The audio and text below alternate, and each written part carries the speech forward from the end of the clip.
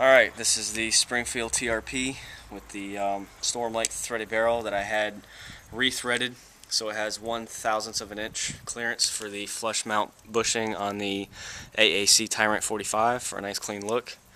And that is the AAC Tyrant 9, or AAC Tyrant 45 suppressor I've been waiting on for 7 months, just picked it up. So let's put the first round through it. Shooting Aguila 230 grain ball ammo. Can shot drive, never shot it before. And those are Esmeralda Celtic knot ebony wood grips. So, alright, let's try it. I'm purposely not going to shoot that little popper because that's for 22 and this thing will destroy it. See what first round pop it has.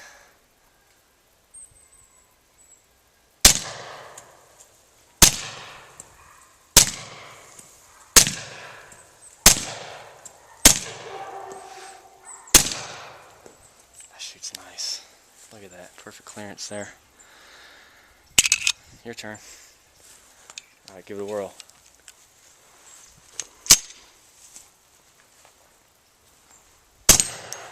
You fucker. What'd I say? Don't shoot the poppers. 22 only. What does he do? Oh, that's the third round. Well, at least you missed once. Fucking dick. You know where most of the sound's coming from? It's from the bullet hitting that sand. That's sick. Nice. Alright, this is a tabletop review of my Springfield Armory TRP model. Did a couple things to it. This is the stainless model, obviously. Weapon is empty. Let's see, well, obviously it has a threaded barrel. That's a Storm Lake match grade threaded barrel that I had fitted locally by a gunsmith. However, when I had it threaded, the threads extended to about here. This is where they started and they stopped about here. So the shoulder was actually further up. So I had Bruce Dow of Dow Arms Room rethread my barrel and shoulder it spec'd specifically to the flush piston that AAC offers for the Tyrant. I'll show you that in a little bit. It has a EGW large flange bushing and plug, single side Ed Brown safety fitted, and Esmeralda ebony Celtic knot carved grips. They're really nice. The fit is actually perfect on these. Other than that, I've owned 1911s since I started shooting. My last one was a Les Baer Thunder Ranch Special, but I got this one to run the piss out of it with the can on it. So pretty heavy. It's about 42 ounces. So for 45, it actually makes it a sweet shooter. I don't carry this gun. It's more of just to take to the range or out back and shoot. I have carried it. It's just ungodly heavy. Anyway, the sights are standard. When the silencer is on the gun, it's almost flush with the front sight. If you shoot with both eyes open, as I do, you see through the can. You kind of you don't even see it anyway. It kind of makes the can semi-transparent, and you just shoot looking through it. It works fine. Not much else to say about it. Shoots great. The reason I wanted to suppress the 1911, even though I have the USP Tactical with the Osprey on it, is because the 1911's meter quieter. Decibel ratings are up to 2 to 3 decibels quieter on a 1911, probably due to the increased lock time. Maybe the lugs on the barrel and the slide just keep the barrel locked for a fraction of a second longer than other Browning type action, as on the Glock or HK. But let's go ahead and throw the can on it, show you what it looks like with the can on it. It has interrupted threads on it. He did a great job. As I said, when I was waiting on the can, I dropped off the flush piston and had him spec it. He took the measurements directly from that. And I don't know how well this camera's going to focus, but that's like a thousandth of an inch. It does not touch. And since this does not have the two-piece guide rod system that these guns come with. I hate those. I think they're stupid. So I did do the conversion. It has a GI system in it. This flush setup I have will only work if you have a flush guide rod. If you had the full length, it would protrude enough to the rod would hit the back of the can. So 1911s are one of the only guns you can actually do this to. But as you see, it's a very clean look. Before I had the barrel rethreaded, I threaded the can on this gun when I sent out the Form 4 on it 6 months ago, and it would the back of the can was like right here, so you did have a gap there. It's not a big deal, but for aesthetics on a gun that I spent a lot of time making it look pretty, it was an option that I was willing to pay for. The rethread only costs like $80, which seems kind of pricey, but Bruce Dow is a perfectionist, so you get what you pay for. And I'll show you. When the booster compresses under recoil, I'm going to go ahead and pull on it as if we're shooting. You can see it's about how far it moves to assist in cycling of the gun. But you don't see that. That happens so quick. Your eyes don't pick it up. So has really good balance. The suppressor, while long, it's made of grade 9 titanium tube with a stainless steel blast baffle and aluminum baffles after the first one. So it is pretty light. You don't really notice it. I've shot this and the Osprey 45 on this gun, and I mean, you really can't tell if there's anything hanging off the end. It's just so light. Think of like paper towel roll. Tape one of those to the end of your gun, add a couple ounces, and that's basically what it is. So let's go ahead and do a review on the suppressor itself. I wanted to show you the difference in length next to my Tyrant 9 that I've had for a little over a year. This is the Tyrant 45. It's 8.74 inches long. Outer diameter of both cans is 1.38 inches, and the length on the Tyrant 9 is 7.9 inches. So it is just a tad longer. And if you were on a budget, you could get the 9mm conversion pistons for this can and shoot 45, 40, 9mm out of the 45 version. I have heard the 45 Tyrant on a M&P 9 with 158 grain ammo, and it sounded really good. It sounded quieter than this setup with 147s. So that is an option. So let me go ahead and take apart the Tyrant and clean it. I just bought it, put a couple rounds through it already, and I have not taken it down yet.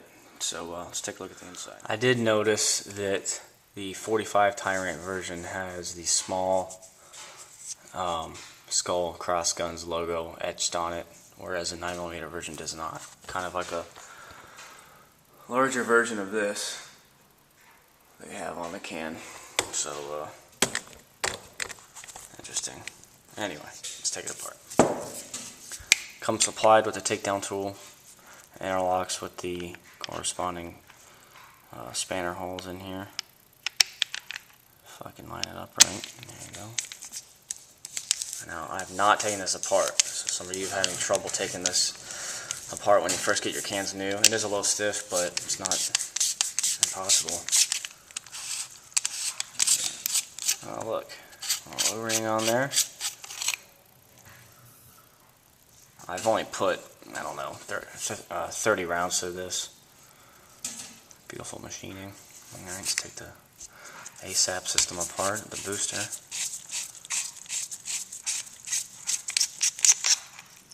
Yeah, it's dirty. That's the grease I used to lube it. White lithium or slick 50. That's gross. There's a blast chamber right there. Alright, let's take these baffles out. Oh, that was easy. There's no science to this, people. Just hit them out, you're not going to hurt them. that was so ungodly easy compared to my 9mm version. And there's the stainless one. You can tell dater hole right here, and it is heavier. Alright. Alright, here it is cleaned. Some of you may know what this looks like on the inside, some of you may not. The baffles are color-coded. The first, 1, 2, 3, 4, 5, 6 are black anodized. The last 3 are gray anodized. They do this because the differences are so small in each one. These are different than the other ones, and it is a suppression factor, I guess you could say. They tweak the last 3 for design, maybe how the air flows through the suppressor, how the gases are slowed down, whatnot, whatever. They designed the last 3 different from the first 6 on purpose, but they colored these gray and the rest black, so when you reassemble the silencer, the parts aren't all mixed up. So you got the blast baffle first. There's the dater hole. It is heavier because this is stainless, the rest are aluminum. It is about twice as heavy. And then there's a booster assembly and the tube. So I'll go ahead and assemble it. Okay, I was about to assemble it and I noticed something. Like on my Tyrant 9, the last baffle in the stack that goes next to the end cap does not have the alignment tab notch cut like all the rest of them do right here. See how these all have the notch cut here? This one does not. It's smooth. That's the last one in the can. However, I was reading the manual here, and apparently there should be 4 gray anodized baffles and the rest are black. So I'm assuming that is the last one because it does not have the notch cut out in it. So it has to go at the end. And I believe I remember when I took the can apart, and I'll review the footage, that this was the last one because it was black and was not gray. So anyway, I'll assemble it this way, and let's hope that's the correct way. Thanks, AAC. Alright, here's the baffle stack assembled to be dropped back in the tube.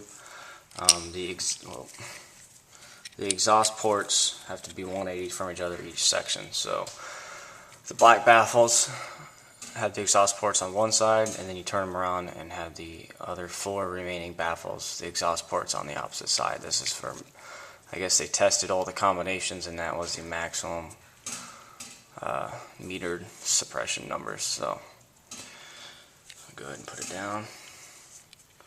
I'm going to line the dater hole with the writing on the tube so I can use it as an index when I'm changing the point of impact. Whoop, wrong way.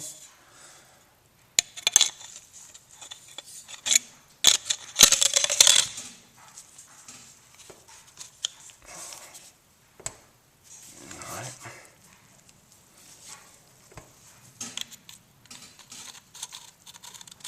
Hold on, I'm going to lube this O-ring.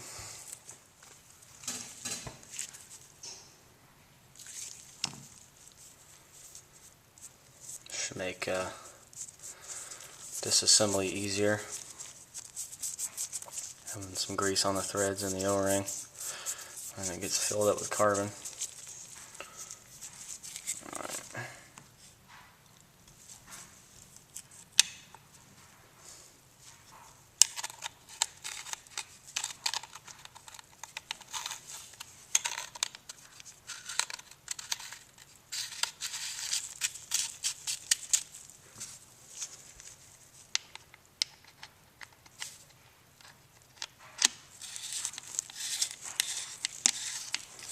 It's important when you're tightening the front cap to hold that exhaust port with your offhand so it doesn't rotate the whole baffle stack when the front cap starts to bite on the front baffle. Oh shit, I just turned it in my hand a little bit. Turn it back, it's still loose. There it goes. And then give the baffle stack a good compression. And as you get used to a suppressor that takes apart, check it every couple mags, make sure that the front cap has not came loose. Otherwise the baffles might come out of alignment slightly. That's good.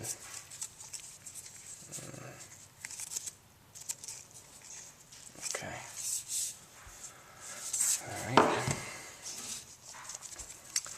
Move up the piston where the spring moves past it. And the O-ring.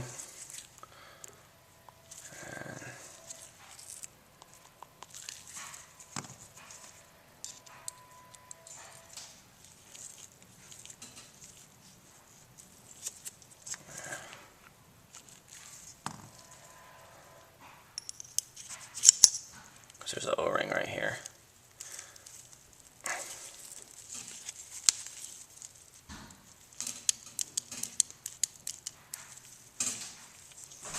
Any leftover grease will just aid in suppression.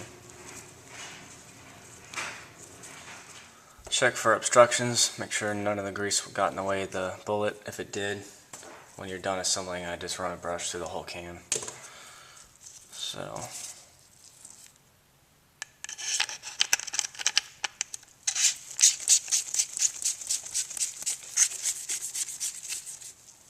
Alright, now I had point of impact already figured out, and on this one I had it so the engraving on the can was facing straight up.